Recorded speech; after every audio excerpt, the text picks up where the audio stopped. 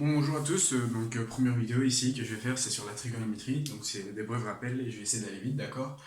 La trigonométrie c'est quoi? C'est l'étude des triangles, ok. Donc nométrie, donc c'est le mot qu'on utilise pour, par exemple, géométrie, enfin voilà, il y a plein de trucs, ok.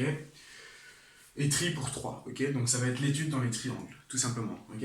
Donc, qu'est-ce qu'on fait en fait? En fait, on va essayer de définir tous les triangles en fonction de leurs angles.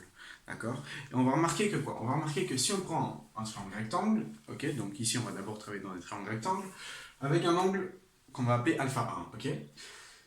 Je vais donner comme mesure à ce triangle 3, 4 et 5, ok. Je vais prendre le même triangle, mais je vais juste l'agrandir, ok, et je vais le faire x2, ok. En soi, qu'est-ce qui va se passer? Les angles vont rester les mêmes, ok, mais les distances vont être multipliées par 2, donc je vais avoir 6, 8 et 10, ok. Pareil, je vais réagrandir, mais avec un facteur m, donc n'importe lequel, qui peut être, ok. Et donc je vais avoir 3 fois m, 5 fois m et 4 fois m, ok. Qu'est-ce que je veux montrer ici? Je veux montrer qu'en fait, quand on va diviser les côtés entre eux, que ce soit pour n'importe quelle échelle, on va toujours retomber sur le même quotient, ok. Et c'est ce qu'on va appeler le sinus, le cosinus et la tangente. On retient un sinus, cosinus, tangente par cette petite formule-ci, ok. SOHCAHTOA, ok. Donc le sinus c'est l'opposé sur l'hypoténuse, le cosinus c'est l'adjacent sur l'hypoténuse et la tangente c'est l'opposé sur l'adjacent. Donc si on regarde, on va prendre tous nos triangles, ok. Et on prend toujours le sinus, le cosinus et la tangente d'un angle, ok. C'est l'angle qui va définir, ok, le quotient.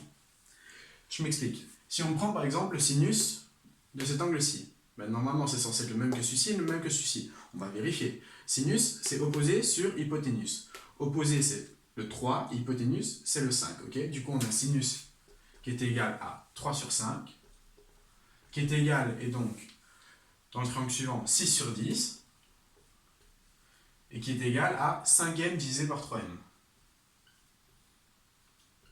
On obtient bien que les quotients sont toujours égaux. Car si on simplifie 6 dixièmes, ça nous fait 3 cinquièmes. Et 5m sur 3m, les m se simplifient, on obtient bien 3 cinquièmes. Voilà. Pareil pour le cosinus. Le cosinus c'est adjacent sur hypoténuse, du coup ça va être 4 cinquièmes. Et puis 8 dixièmes. 4 cinquièmes est bien égal à 8 dixièmes. Et puis 4m sur 5m.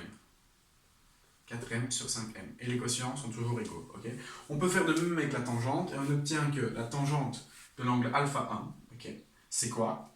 C'est O sur A, donc 3 quarts. C'est 6 sur 8. Et c'est 3m sur 4m. Et on obtient encore les mêmes quotients.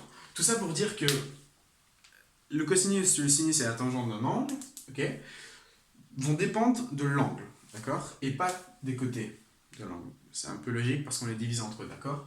Et donc c'est des quotients qui sont constants en fonction de chaque angle possible, d'accord. Pour l'instant, on va étudier dans les triangles aigus, ok, et après on va pouvoir généraliser tout ça pour les angles obtus et voilà. Je vous remercie de votre attention.